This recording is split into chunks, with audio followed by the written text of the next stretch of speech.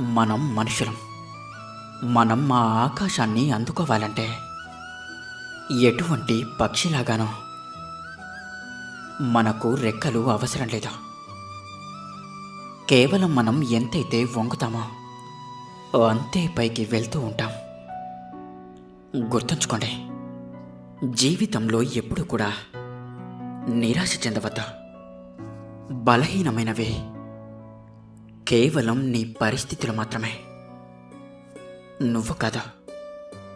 ఎప్పుడు కూడా గర్వంతో ఉండవద్దు.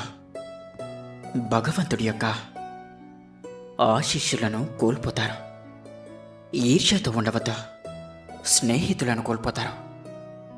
కోపంగా ఉండవద్దు. మిమ్మల్ని మీరే కోల్పోతారు.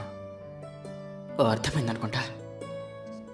ఎక్కడైతే వెలుగు ఉంటుందో అక్కడ ఖచ్చితంగా